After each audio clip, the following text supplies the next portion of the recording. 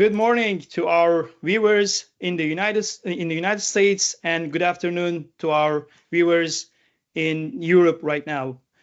Welcome to today's special edition of NATO Veterans Initiative Speaker Series. We are very lucky to have two esteemed NATO generals, General Wehrman from German Army and General Yalınalp from Turkish Air Force. So both esteemed generals, welcome to today's special episode of Navi Speaker Series, titled NATO's 75 Years with NATO Generals. As I mentioned, this is a special event on the occasion of NATO's 75th anniversary. So obviously we do have a celebratory tone in our event, but at the same time, we will also talk about the present challenges and how the future is looking for NATO. And I know that a fair share of our viewers are retired officers, younger officers. I know that some of my students who are active duty officers are watching as well. So I will also ask your insights that you might provide to those younger people. So welcome again. By way of introduction, I'm Dr. Ibrahim Kocaman. I'm the head of Security and Defense Policy Studies at Navi Research Institute, and I'm an assistant professor of Security Studies and International Affairs at Embry-Riddle Aeronautical University. We are, as I said, lucky to have General Wehrman, Lieutenant General Wehrman, retired from German Army, and Brigadier General Mehmet Yalınalp, retired from Turkish Air Force. Let me start briefly by just making brief introductions of our esteemed guests. General Wehrman, his last assignment was Director General of NATO's International Military Staff from 2019 to 2022. And prior to that, General Wehrman was assigned as Germany's military representative to NATO as well as to the European Union. Prior into his career, he has been extensively worked with high-level military and political officials and has been involved with strategic level management. And he also has spent a lot of time with arms control. General Wehrman, welcome to today's episode, sir. Ibrahim, thank you much for your kind words of introduction. Should I immediately start with a few comments? Yes, sure. Well, you have mentioned my career in NATO. It started in the middle of the 90s, probably a long time ago for most of the students listening to this video episode. At that time, arms control was very high on the agenda, and looking at you, Ibrahim and Mehmet, it was a time of the Conventional Arms Forces Treaty in Europe. We were negotiating what should happen to the treaty, which provided the balance between the Warsaw Pact and NATO. So NATO was still alive, the Warsaw Pact was disbanded, so how to preserve the gains of arms control. And the flanks played a particular role, be it Norway or Turkey. But then, of course, things changed. If you ask for eras in NATO, I would say we have three significant eras of NATO. What I would call NATO 1.0 started with the inception of NATO. And it was clearly the Cold War. It was the defense against the expansive Soviet Union. It was a defense against an ideology of communism. And the military task was very straightforward. Dangerous, but very straightforward. Collective defense.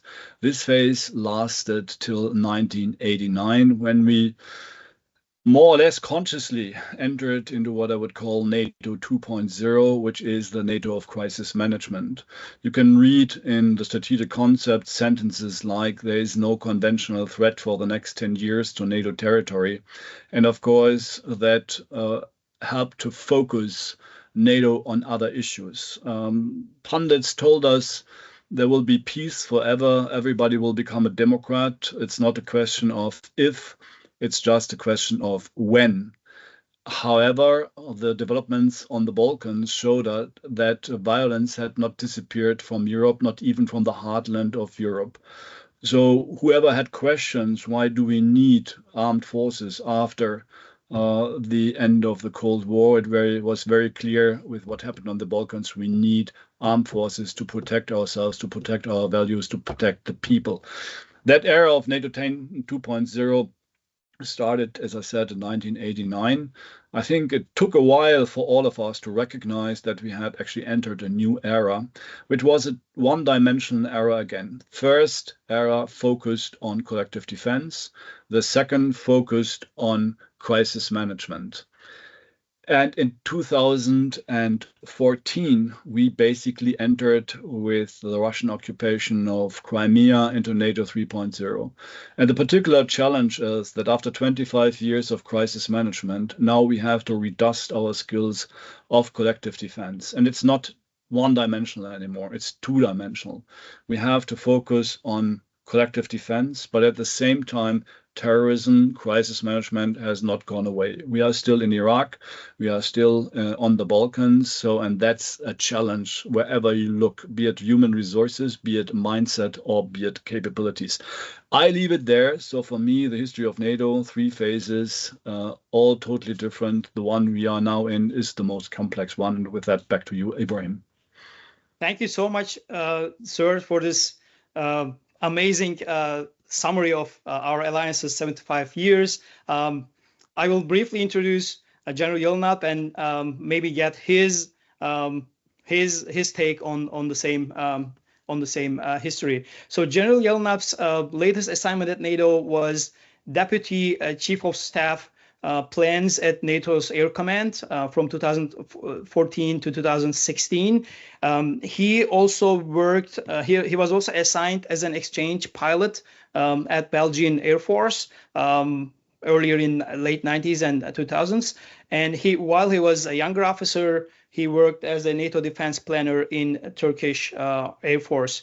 General Yelnap, would you also like to share your take on Alliance's 75 years, and what do you think about General Wehrmann's 3 NATOs, like 3 delineation of NATO 10, 20, and 30? Yeah, Ibrahim, thanks a lot for the introduction. General Wehrmann, it's my honor to sit together with you and discuss, our common alliance and how it has evolved until this moment, and what are the challenges we are facing, and how we should cope with those challenges in the times that we will be going through near future or in the long term. In general, I would agree with General Wehrmann's delineation of 3 different episodes in NATO's history. While Lieutenant General Wehrmann was describing the arms control activities through the end of the Cold War, I thought what I was doing back then. Lieutenant General Wehrmann, I was at my initial 20s, just looking for becoming an officer, maybe a fighter pilot in the Turkish Air Force. So I was not there to actually share that excitement of that period. But as I got to Turkish Air Force, one of my initial assignments as a staff officer was defending national defense planning for NATO's force planning, I would say. And for me, the most the most important episode in my life in terms of my experience with NATO is my term in Allied Air Command between 2014 and 2016, as I was acting as the planning general for air and space operations, with a confrontation of a challenge to the European security order by Russia, by annexation of Crimea and military intervention in Ukraine. Again, as I said, I think if you ask me what's the most pivotal moment in NATO's history, except for the inception, is I think the end of Cold War, because as General mentioned, no one really knew what was coming next, and some even just challenged the existence of NATO, because the conflicts in Balkans were maybe a few years ahead. So what I admire is that how NATO was able to redefine itself. It's I wouldn't say its identity, but it's the basic essence of its existence. And in terms of missions, NATO was able to reprioritize those missions to be able to cope with the emerging challenges. Those crisis response operations lasted around 25 years until, just said by the general, until the invasion of Crimea. Between the end of Cold War and 2014, I would say there were challenges, but they were not existential challenges to NATO. And NATO staff, I would say, let's be a little bit more, let's say, specific on what I talk here. NATO is a strong alliance because of many reasons, and one reason which actually has my attention is its staff. NATO has civilian staff, military staff, permanent staff, non-permanent staff. And we are talking about, 10, 15,000 people at the beginning of, let's say, end of Cold War. And from that moment on, until the annexation of Crimea, those people were very much focused on crisis operations, not collective defense. It was not put off the table, but the daily practices of people, how people think, how people act, how people prioritize, plan, were adapted for, let's say, somehow manageable crisis, somehow frameable, let's say, new challenges. And what we see happening after the annexation of Crimea is the whole scene has changed. Some people would call this Cold War II. I would not agree. I think that's a totally new episode with some resemblance from the Cold War era. But the challenges we face needs to be deeply and thoroughly thought out. And then I will just leave it there. Thank you so much. So as a follow-up, I actually want to bring some perspective that NATO is the defensive alliance in the first place, and it is rather interesting that NATO, like you two mentioned, during Cold War, it was focused on collective defense, and NATO did not have a single military engagement until the end of Cold War. As we from the Turkish armed forces very well know, NATO's first ever engagements were related to the Gulf War and deployment of NATO's airborne early warning aircraft to Turkey and Patriot air defense systems to Turkey. But other than that, NATO's first ever military engagement was Operation Goodwill, Allied Goodwill, which was in a sense, ironically, to help the populations in former Soviet Union when the economic system collapsed. It was transportation of advisors and medical doctors. So in that, obviously, we will talk about where we are heading, and we are obviously, as we've talked so far, in NATO 3.0. Let's put that way. But before we talk about, before we switch over to the future, what do you think in alliances 75 years, the biggest accomplishment of NATO? General Wehrman? Well, I would say the biggest accomplishment that it still exists. And it's not only existing, it's quite attractive because if you had talked to two new member states, let's say 2 years ago, all the representatives, and I had the chance to be on an official visit in one of the countries, we did the usual jokes about NATO membership. It was simply not in the cards. But with the Russian attack on Ukraine, suddenly these two member states, gladly they are now member states, recognized how important it is to be a NATO member, because then you are well, under the deterrence umbrella, and that is very, very important even nowadays. Another accomplishment is, and you have mentioned that, the flexibility of NATO to adapt to new challenges.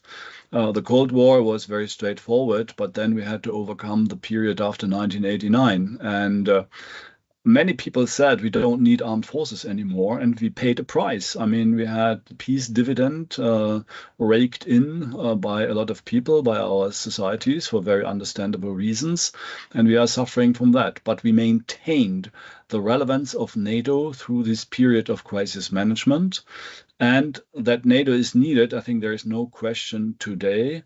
And to maintain the cohesion of the alliance for 75 years, knowing about all the difficulties we faced inside the alliance, a number of crises were there. There were always some bilateral, multilateral issues, but the cohesion overall was kept. And NATO can proudly celebrate 75 years of existence. And I think there is no doubt that even in the future, NATO will be necessary to protect 1 billion people that belong to the Western Alliance. Thank you. Thank you, sir. General Yelnat, did you want to add to that? I think General Wehrmann just have a good portrait of what we could think of in terms of NATO's accomplishment throughout those 25 years. I was thinking as the general was speaking, what we have achieved through that existence. I think one of the biggest successes is that it's a peaceful Europe. It has been a peaceful Europe. There were some conflicts in the Balkans, but they were peacefully resolved. And I think we owe a peaceful Europe, prosperous Europe, prosperous transatlantic region, including flank countries like Turkey and other countries like Greece and other countries to the existence of NATO. And when we think of talk of NATO, I think we need to also consider that NATO is one of the safeguards of the rule-based system in Europe. Without NATO, I could not think of having a rule-based system in today's world without a strong alliance like NATO. But I think we could just expand on it later on. Thank you so much. I think both of you rightfully pointed out the existence and importance of NATO, and it is very timely actually. And I know that you both are in Europe. I spent a big share of my life in Europe right now, but at this side of the pond, there are a lot of NATO skeptics, unfortunately, in the United States, and that tendency is unfortunately growing. So we will also talk about that later. But since I think it's due that we talked a little bit about the war, actually wars. I wanna divide the war in Ukraine into two phases: the invasion of Crimea and obviously the latest full invasion of Ukraine by Russia in 2022. Because as you both rightfully put, it affected NATO a lot. So I know that General Yelnat, you were serving as Deputy Chief of Staff Plans at NATO Allied Air Command during Russia's first invasion in 2014 in Crimea, and at that time, or maybe right after that, General Wehrmann was Germany's military representative at Brussels. And in the second invasion in 2022, obviously General Wehrmann was the Director General of NATO's international military staff. So when you consider both of these invasions, maybe we can consider both as one single event. How do you think that affected NATO? And let me be just a little provocative here, if I could just play the role of a journalist. General Wehrman, why do you think NATO was not able to deter this war? Well, I basically alluded to this question already when I said two partners in Scandinavia understood very quickly after the second attack on Ukraine by Russia what's the difference between a partner and a member of the alliance. Partners are partners, and we love them and we support them, but they are not members of the alliance. So the Article 5 guarantee does not apply to these partners. That's very clear and very straightforward. NATO is in a difficult situation with regard to Ukraine, because at the Bucharest summit, the statement said NATO will adopt Ukraine. It didn't put a date on it, but it was very clear Ukraine will become a member of NATO. So it's a long way into NATO, no question. And of course, there were expectations in Ukraine that in case of Russian aggression, NATO would forcefully step in. I think, on the other hand, it's very clear why a lot of political efforts were made to avoid full-blown confrontation between two nuclear powers like Russia and NATO as an alliance. So therefore, we did everything we could, and we have pushed several red lines, as you are aware of, when it comes to the delivery of sophisticated weapon systems in support of Ukraine. What is well understood, I think, is that the Ukrainians are fighting also on our behalf. They are fighting the Russians, and if they do not succeed, my honest concern is that Putin will not stop there, because his regime depends on external conflict. That's very often the case when you enter into a kind of extreme dictatorship. So therefore, NATO is well advised to support Ukraine. But coming back to your first question, why did NATO not deter Russia from attacking Ukraine? I think it's very simple. The Washington Treaty did not apply to the partner Ukraine, and there was no strong deterrence signal towards Russia. Thank you, sir. General Yelnat, on the same question. Yeah, I think it's clear that the NATO's treaty does not allow NATO allies to stop an aggression to a third country. Of course, there are some exceptions to that, but if you consider the conflicts in the Balkans and abroad, you would remember that the United Nations were also in the conversation. Over here, we are speaking of Russia, a permanent member of the Security Council in the United Nations, and Russia is breaching the international law clearly by invading an independent country. The tools the NATO could use against such kind of an aggression is limited, and it's political pressure, economical measures, and we have been seeing until now that those have been taken, but there's not much NATO could do to stop such an aggression, actually. Thank you so much. As you both mentioned,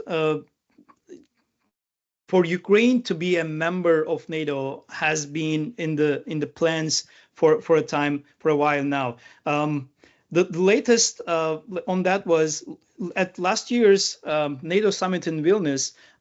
NATO allies reaffirmed that Ukraine would become a member of NATO, and they actually plan to streamline the two-phase process to a one-phase process due to the urgency of the situation. But we know that with the war ongoing, it is actually challenging to have a new ally when they have war at their country and a portion of their country is actually invaded. When do you think realistically can Ukraine's membership come to fruition, can be realized? Well, first of all, I would say there's a clear statement from NATO. Ukraine will become a member of NATO, and nobody should doubt that statement. Secondly, recently the Secretary General has said Ukraine has never been closer to NATO than today. That's another statement I think every member would subscribe to. When it comes to a date, I would refrain from mentioning a date because membership in NATO is always conditions-based, and Ukraine is in the difficult situation that a war is raging on its soil, which will require sooner or later a political settlement. All wars have ended with a political settlement, but there's also agreement amongst all allies that it's up to Kiev to decide when the conditions are right to enter into a political negotiation process. We all stand ready. There have been numerous initiatives recently, one in Switzerland. Other nations are also working on some peace proposals. It's a very difficult situation. So we stand ready to support Ukraine undoubtedly in this process. But with an end to this process, it is hard to imagine Ukraine to become a fully fledged member of NATO. That's not to say that NATO will not commit, and I think you will see it at the summit in Washington, will commit to a long-term investment in Ukraine, which goes beyond the current war.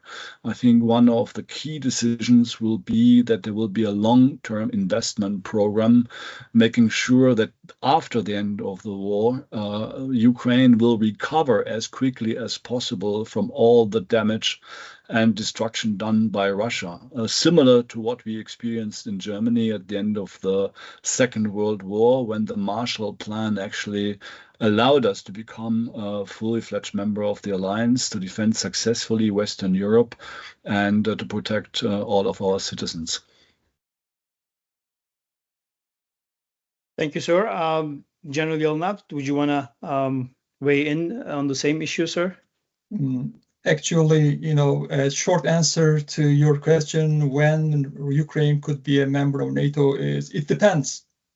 It depends on how the war would evolve in Ukraine. This is why I think Lieutenant General Wehrman mentioned that Ukraine could not lose this war, because losing this war in Ukraine is not only a loss for Ukraine, but a loss for the rest of Europe and loss for NATO. And I think our politicians know it well. This is why they are considering all options available to support Ukraine, short of provoking Russia for further aggression.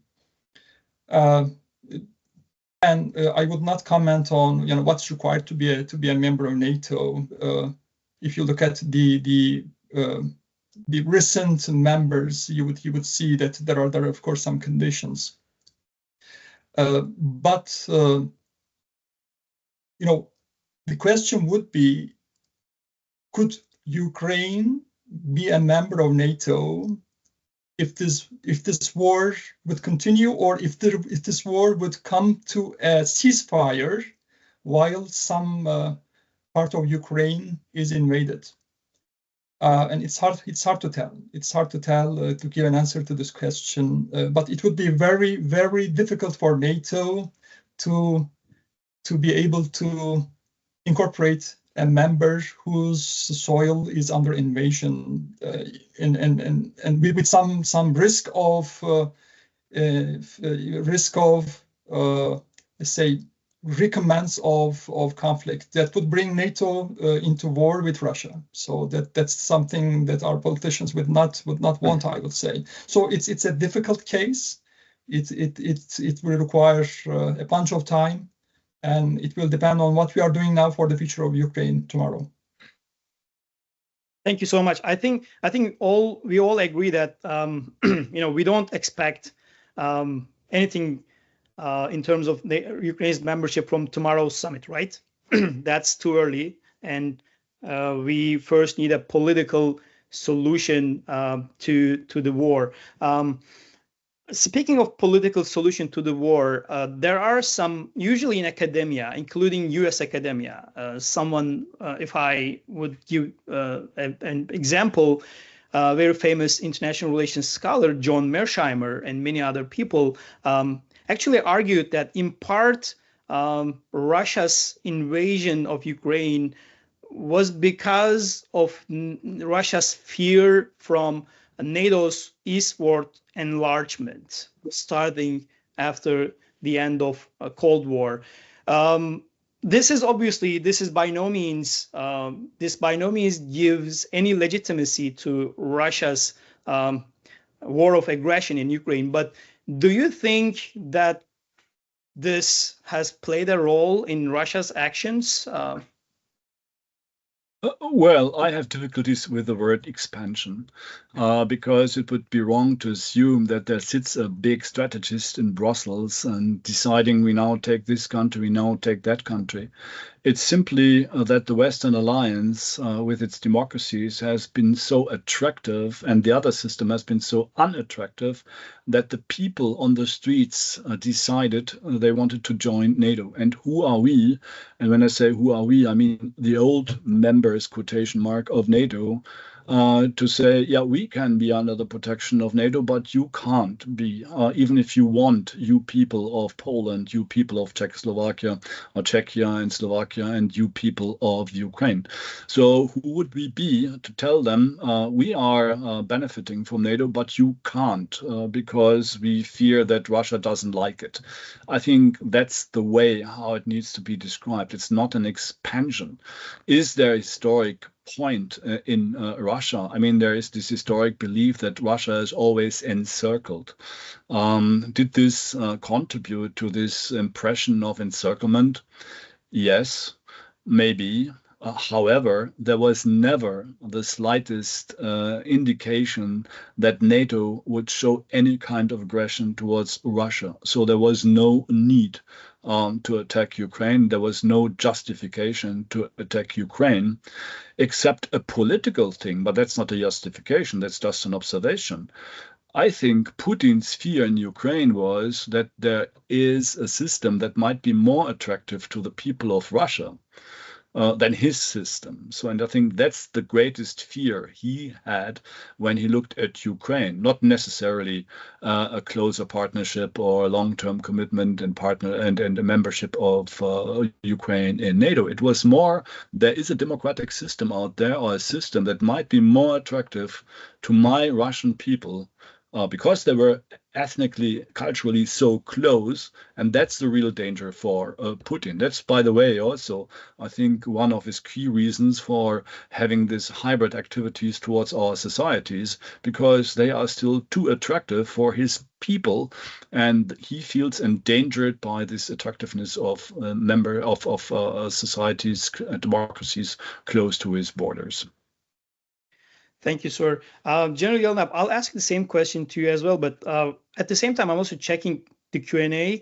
I was planning to ask the audience questions at the end, but we have a question very much related to the issue of Ukraine, so I'd like to bring that in at this point. So Abe Chelik asks, what does a realistic path to lasting peace look like in Ukraine? And what would that require from NATO? Or if I just reframe the question, what should NATO do to make a sooner peace and a peace that would last in Ukraine? I know that's a tough question, by the way. It's a tough question, but I think before we think about solutions, we need to understand the problem. I will take it over, if you would agree, Ibrahim, from where the general left off. I'd agree that Putin is actually using military and hybrid aggression as a tool for political aims. And those are not only external political aims. He likes to consolidate his power. He likes to stand in his office, I believe, as long as it's possible. And interventions outside, if you look at other dictatorships, is a means to facilitate to facilitate a new regime, consolidate the new regime, and just control the country even in a much stronger position. But when it comes to this encirclement of Russia by the West, obviously I would say that in Russia, even maybe in the academic circles, there is an anxiety that Russia is left alone after the Cold War. Even if Russia wanted, Russia would never be a part of NATO or Europe, because such a big country to swallow is too big for the European Union or NATO. So this is not my thoughts, but I try to emphasize with the politicians, academicians in Russia to understand, if there are some rationale to understand how we cope with this situation. But if you look at what Russia is circled with, any country in Eastern Europe or in the Middle East should look for a peaceful region. And what Russia or European Union brings is even with this enlargement, and even with the newly, let's say, recently allied countries in Eastern Europe, is democratically governed countries. People have their say in their faith. Human rights is respected. Democracy is not something to hide something, or not something fabricated, not something partially lived, but it's democracy in its real sense. So I can't understand why encircling by such countries would make politicians in Russia to fear fear against this. I understand there's also some kind of a nationalism, let's say, playing in this. The history also means a lot. But again, what Russia needs to do, or even a better thought is, what we had to do until this moment is to make sure that the Russian people open their ears to what we say. I think we are not so successful in doing this, General, because since the end of Cold War, let's say until 2014, we had 24 years, right? I'm not sure if we had done enough within those 24 years to address not Putin, not people like Putin, but the people of Russia who like to have a prosperous life, who like to have a decent job, who like to have a decent future for their children. I think we could have done much more, even in terms of the alliance. But I think this is an area to be reflected on, I would say. Those are amazing points. Thank you so much. So I think it's time to talk about future, because we're a little over halfway through. And by talking about NATO's future, I'd like to start with the latest strategic concept that was published in 2022. So when I look at the strategic concept, I have at least three observations. Not just me, many people have at least three observations. One, it is obvious that the new strategic concept is moving towards a more classical threat-based approach than a more capability-based, arms control-based approach of the 2010 and the previous 1999 strategic concepts. So that is observation number one. Observation number two, it also mentions full range of capabilities and capability development, which obviously includes cybersecurity, hybrid threats, artificial intelligence, climate change, mass migration. And my observation number three is a very important one. I like to specifically talk about that as well, that this strategic concept is the 8th strategic document, a strategic concept of NATO, and first ever to mention China by its name as a security challenge. So I'd like to talk about these 3 observations one by one. You can include all when responding if you'd like to, or we can go one by one. So I know that General Wehrman, you were the Director General of International Military Staff when this 2022 strategic concept was written. So I'd like to get your valuable insights. Why do you, and you also spent some time of your career in arms control. So why do you think, what is the driving force for this shift back to a more classical threat-based approach? And you can also reflect on the other, my other 2 observations, the full range of capabilities and mention of China, if you'd like to. Well, the simple answer is the threat has changed. So to 1989, it was very easy for a chief of defense to go to the budget committee and tell them, well, the Russians have 1,000 artillery pieces. I need 1,001. If I don't get that and the money for it, I will step down because I can't carry the responsibility. That was a strong argument. With the threat disappearing, what would be the strength of the argument of the chief of defense vis-a-vis the budget committee?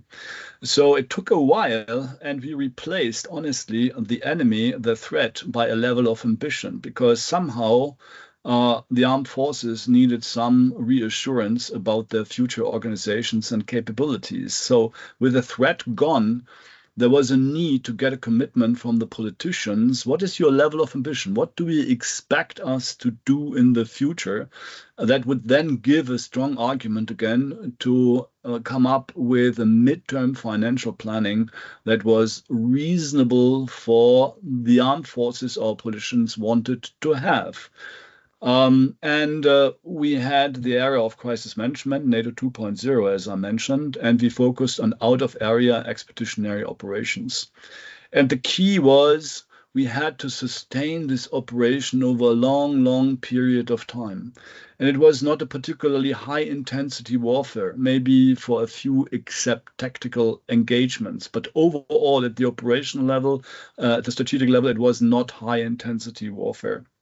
So what we ended up with was a structure built to achieve sustainability, but not necessarily adding all the complementary high-end capabilities. That was the situation in 2014. With Russia reappearing as a threat, we now have to make up our plans, and that will be another important decision in Washington, that we can now execute our plans. And for plans, you need forces. So you can translate the plans into capabilities, or the threat is the basis for our capability development plan. So it's a natural development that we removed or moved back from capability-based planning to a threat-based planning. But not only. I come back to my 2-dimensionality. We need a clear parameter. What is the political ambition for us, NATO, to do in the context of crisis management? Because it's still there. So we have 2 factors. We have the threat, which is relatively easy to assess and come up with conclusions what we need, all the expensive staff, high-end capabilities. And at the same time, we need a level of ambition. What do you want us to sustain over a longer period of time? Part 1 of your question. Part 2, obviously, we are facing a situation where we are victims of hybrid activities.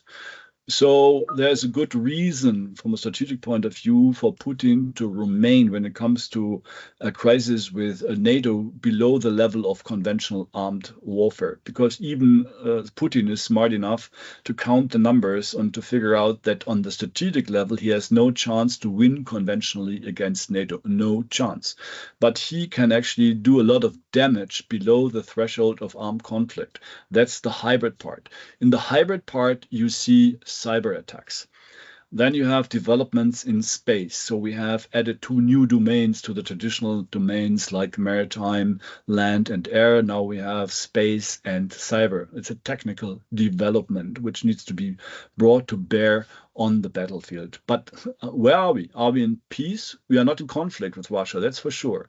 But where are we? We are in a kind of crisis where we see hybrid attacks. And a particular challenge for hybrid attacks is attribution, which is a political discussion. So we have to deal with it, and that's what the strategic concept 2022 does. To your last question, China. 2 or 3 observations. First point, we are not going necessarily to China. China is coming to us. So we see a lot of Chinese investments in strategic assets in Europe.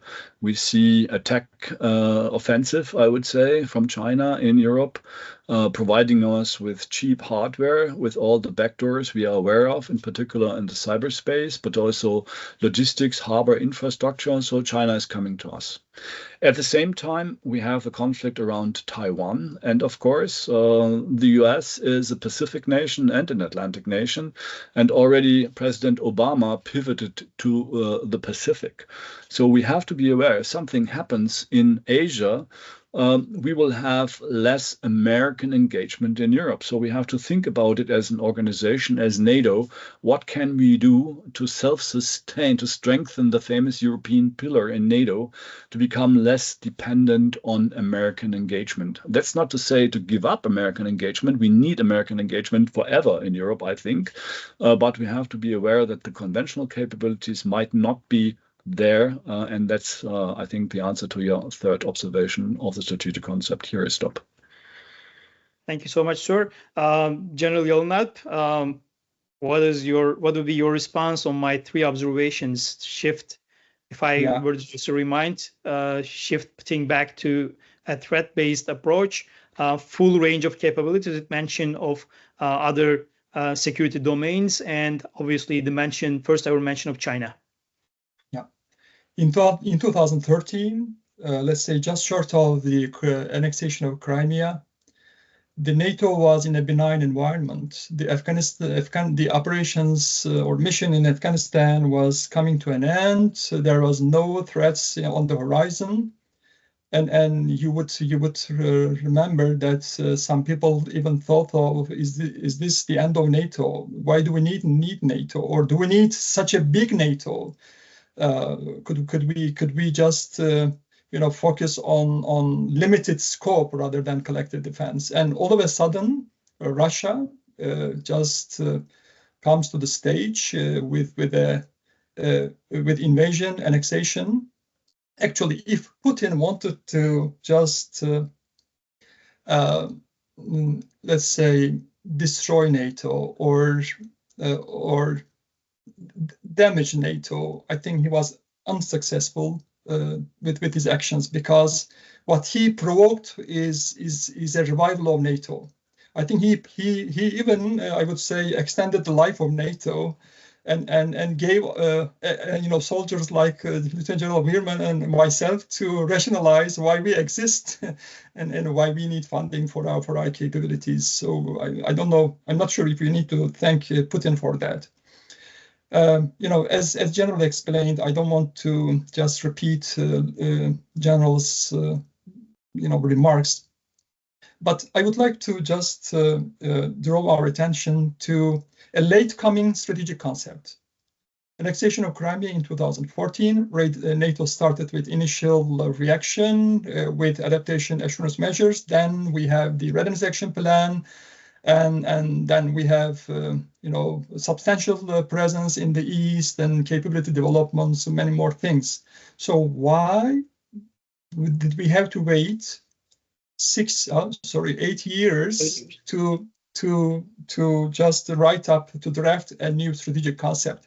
I think Lieutenant General Wehrman and the soldiers like I am, and there are some colleagues listening to us from NATO would know that I think that's an achievement of NATO staff. I repeat, the delay of strategic concept for 8 years is an achievement of the NATO staff. Why? Because the NATO staff intentionally delayed the drafting of the concept because the priority was to keep cohesion, to unify perceptions of what's happening, to unify policies, interests of different regions in NATO, transatlantic, relations. And I think it was a great achievement to keep the allies together, to have political commitments for revival of the collective defense mission. And I believe NATO Secretary General and his staff, military and civilian staff, intentionally, purposefully, just paved the way for a new strategic concept in 8 years. That's an achievement, I would say. For China and even for hybrid activities, what we are experiencing happening in the world with right extremism, with dictatorship, authoritarian regimes spreading, and the public acceptance of those regimes' rhetorics are increasing, and the hybrid activities of state, non-state actors, and the new war in the gray zone. Some people would say that we are already in war with Russia, and to some degree, I would agree with them. What I don't agree with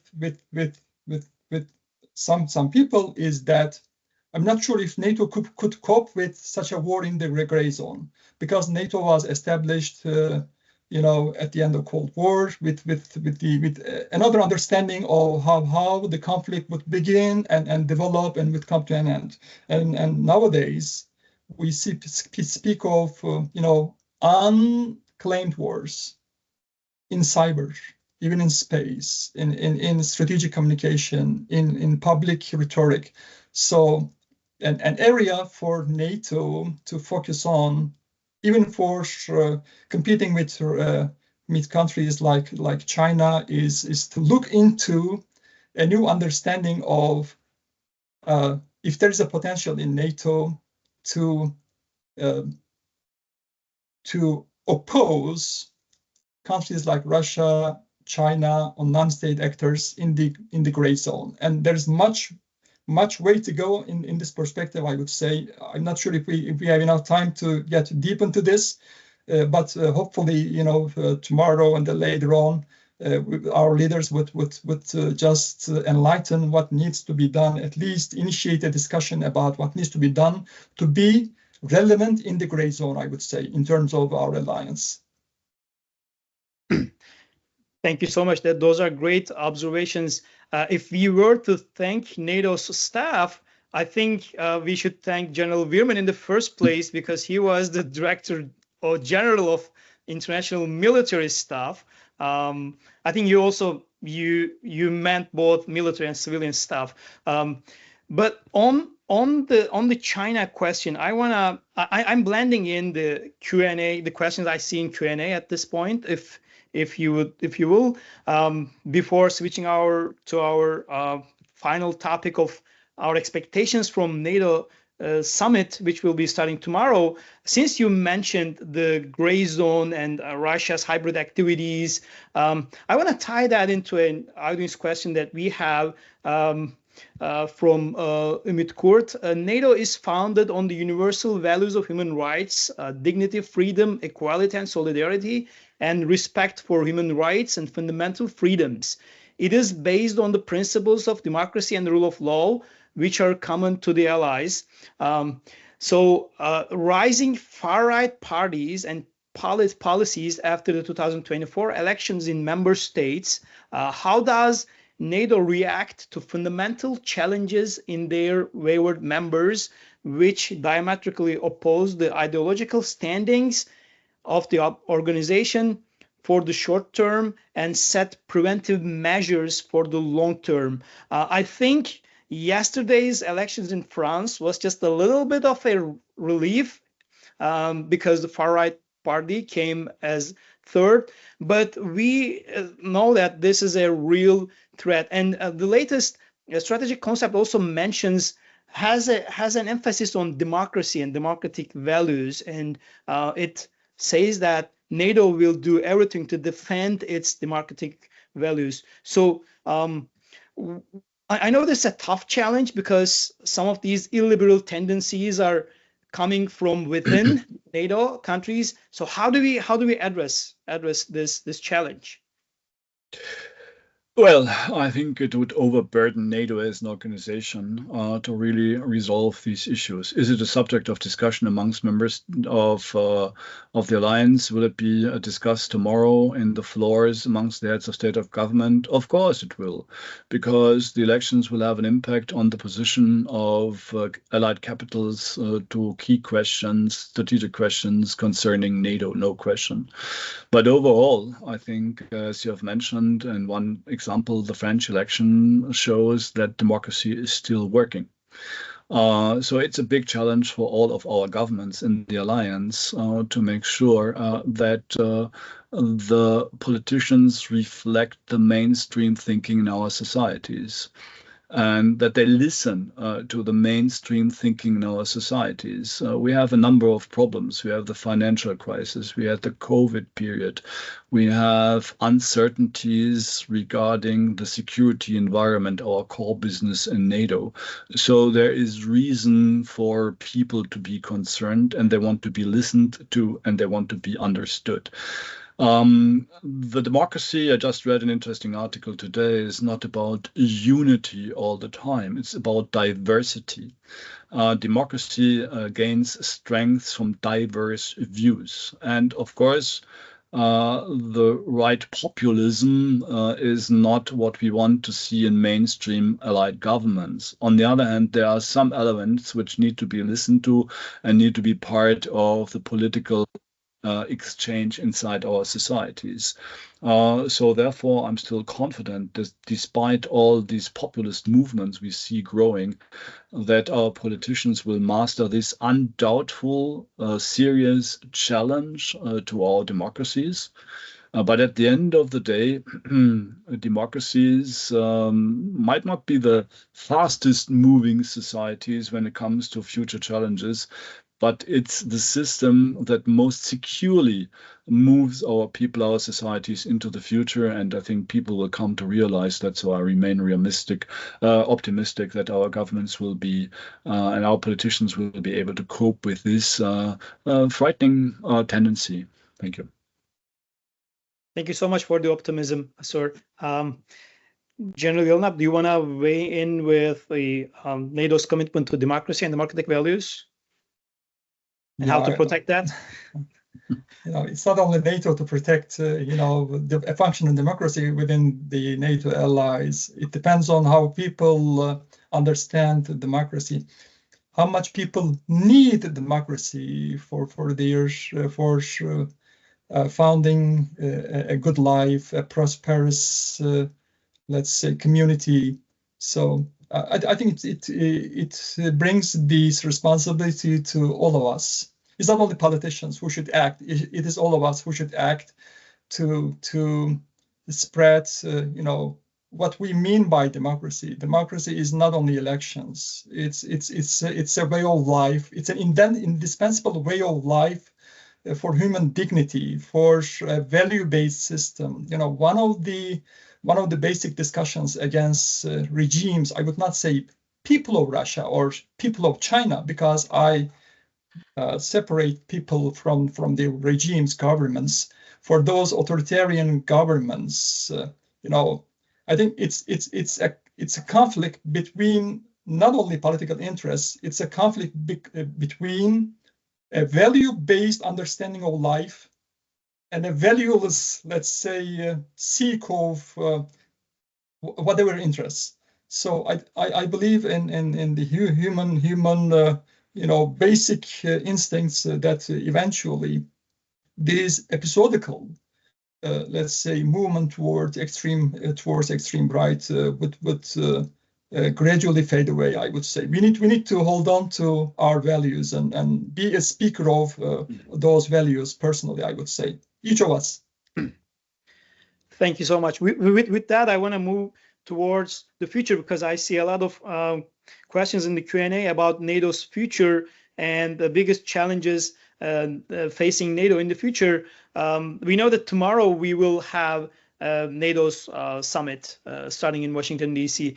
What are your expectations from this year's summit, and how do you think NATO will try to address some of the biggest challenges it's facing today and tomorrow? Well, a key question will be how NATO will continue to support Ukraine in its fight against Russia. That will be a very important factor. You mentioned already the dilemma. On the one hand, I said Ukraine is the closest it ever was to NATO. On the other hand, it's very clear, as you said yourself, NATO will not adopt Ukraine as a member tomorrow at the summit. There's no question. So how to deal with this tension? That will be a pivotal point, I think, of this summit. And as we mentioned already, there will be a long-term commitment of NATO beyond the current conflict in the build-up and rebuilding the Ukrainian society. I think that's the signal that's very important that comes from this summit. Ukraine is really at the heart of the matter. The second point is, I think we have recognized that our defense industrial base is not strong enough. It's not geared to high-intensity warfare. It was more geared towards asymmetrical warfare, to what we experienced in Afghanistan and the Balkans, Iraq, and other places. So we need to find a way to revitalize our defense industrial base, to create the logistical sustainability, which people sometimes forget is a key factor, a strategic factor, if you want to win a drawn-out conflict like we see between Russia and Ukraine. And the third point is, I think NATO needs and will send a very strong signal about the preparedness of allies to spend money on defense, to invest in capabilities, and to make the current plans executable to the largest degree possible. I think these are the 3 points I would expect from the summit to be the headlines from the summit. Thank you. Thank you, sir. General Yelnat, your expectations from the summit? I think Lieutenant General Wehrmann clearly outlined the 3 pillars of what's expected, which I agree with him in that. It's tomorrow. The summit just in front of us is a pivotal summit, yes, but not as pivotal as, let's say, a Warsaw summit in 2016 or Wales summit in 2014. So we might expect a resolve, indication of a resolve and cohesion around what has been done till now to confront Russian aggression, and what's planned to sustain it and even expand it. Let's see. I would not expect anything radical or any new, let's say, rhetoric about what's happening and how NATO would react, I would say. Thank you so much. We're already over our 1 hour mark. I'd like to get your maybe closing remarks in connection to my final questions. We know as Navi, we're a veterans organization, and we share the commitment of NATO's core commitments and principles. And obviously, we have been in the later part of our talk today, we've been talking about those values a lot. So what roles do you think veteran organizations like NATO Veterans Initiative, Navi, and other veterans organizations play in advancing NATO's values and principles?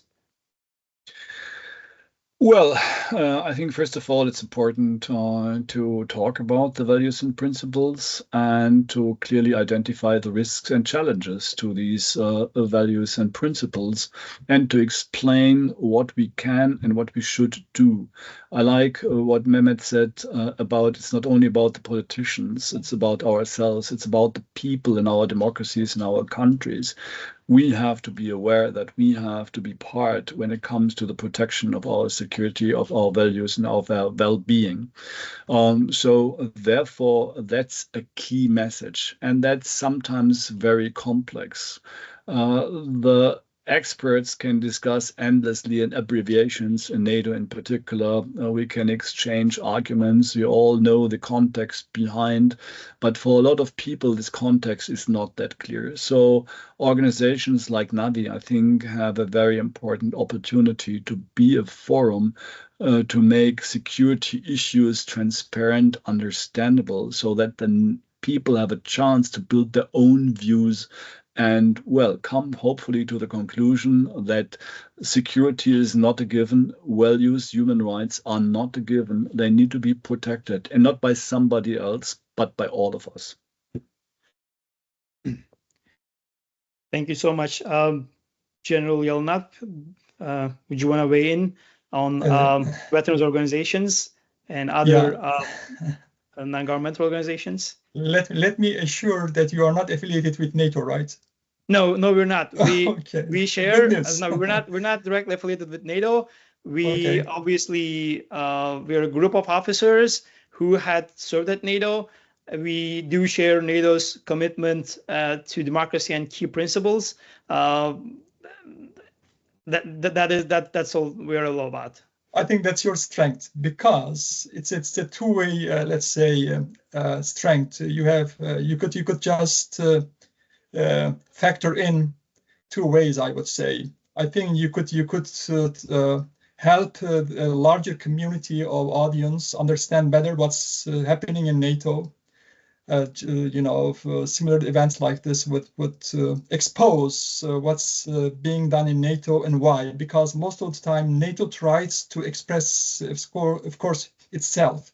And there are hundreds of colleagues in working for that at the political level, at strategic communication, let's say, staff. But some public, some part of public would see that as a biased view of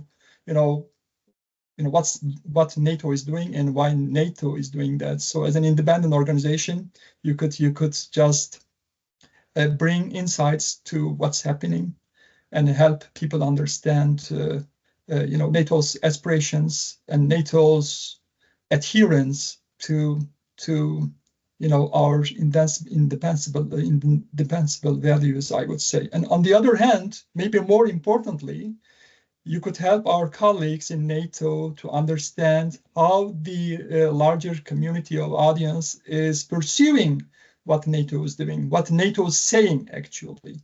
So that could also help our colleagues at NATO to reflect on their planning, their activities. So I really appreciate your contribution here. Thank you so much. Speaking of future, any talk on future would be not complete if we don't talk about the future generations, obviously. Like I mentioned in the start of our talk, there are some younger officers, active duty officers of some of my students listening to this talk. And I'm assuming both of you are from the X generation. I'm a millennial, borderline X, a millennial, and some of our viewers are Gen Zers. So I don't know if that was a initiative taken in your time, General Wehrman, but NATO holds this NATO Youth Summits, and I think it was in previous month. So do you have, what advice do you have on the future generations or younger people who are interested in NATO or international security and diplomacy in general? Well, first of all, we thank you and congratulate the younger generation because of their interest in security policy. Being in NATO headquarters and see all these young people being very engaged, getting engaged in NATO is very reassuring that security is very high on the agenda. Whatever label you put on the generation of the young people doesn't matter. They have still interest in security policy, and we see a lot of bright people, young people being engaged. And if you listen to the Youth Summit, the contribution, the questions, the comments. You see how well informed the young people are, how engaged they are, and that's exactly what we need. And therefore, I think the Youth Summit is a kind of natural offspring of the NATO Summit to hand over the torch to the next generation. That needs to happen now, and it happens now. So that's good. When you look at dinosaurs like us, at least me, there's a certain danger that they say, okay, we have all seen this, know this, don't do that, and here's our greatest advice we can give you, and better you adhere to it. I think that's the wrong approach. On the other hand, why to repeat mistakes? Why to repeat and continue to learn lessons which have been learned before? So therefore, I think in every situation, there are constant things that do not change and things that change in accordance with the current situation. And I think it's important to filter out the things that do not change, that are principles that have value, be it for the times past, for today, or for the future, and build on that, and then make up your own mind in light of the circumstances. There is this famous saying, which which I like very much. History does not repeat itself, but it rhymes. So if you understand the grammar of the rhyme, you are well prepared to make your own text to these poems. Thank you very much. Thank you so much, sir. General Yelnat, any final remarks? And obviously on that question, your advice for the younger generations who are listening to us. I don't agree with the general that the dinosaur, terminology, because, in a way, if we think about, where Lieutenant General Wehrmann left off about, the time changes many things, but not everything. There are some basic, values that stick us into each other, regardless of our religion, our nationality, our region. So those need to be identified. Those need to be strengthened. And again, regardless of generation, we all need to focus on understanding, the other better, each other better. And I would say that, since now, within those 75 years, NATO marked a great example, just like Lieutenant General Wehrmann mentioned, of survival, regardless of so many challenges, existential challenges. But I think we are at a moment now to think of, about the future. As long as there are not radical changes in the United States, let's say, or in Europe, in terms of European Union or transatlantic bond, we could expect NATO to extend its life, but we should get prepared. Things might change, and we need to prepare now. And it's a responsibility for younger generations like you, Ibrahim, or X-Gens, and less younger ones like Lieutenant General Wehrmann and myself, to think about, what do we expect in the future, and how should we prepare for it to protect our freedom, to protect our liberty, to protect our human rights and prosperous way of living in this earth, with a larger community of, let's say, friends and brothers, I would say. Thank you so much for these really insightful comments and remarks. I'm especially happy that we were able to finish up with a positive and optimistic tone among all these NATO skepticism here in the United States, and a lot of fears towards a third world war, so to speak. So I'm really happy that you attended today's speaker series. We were able to reflect through NATO's 75 years history. We were able to talk about NATO's accomplishments, biggest accomplishments, and how NATO managed to stay relevant and resilient towards a changing security landscape. We were also able to talk about our modern day challenges that NATO is facing today, and challenges and shifts that NATO needs to address the future challenges and the future in the rest of this century. And I was, like I said, particularly happy that we were able to end with some advice to the younger generations, and we were able to end with a positive tone. I'm making a one last check on the Q&A. I don't see any new questions. And General Wehrman, former Director General of NATO's International Military Staff, and General Yelena, former Deputy Chief of Staff Plans of NATO's Air Command. Thank you so much, sirs, for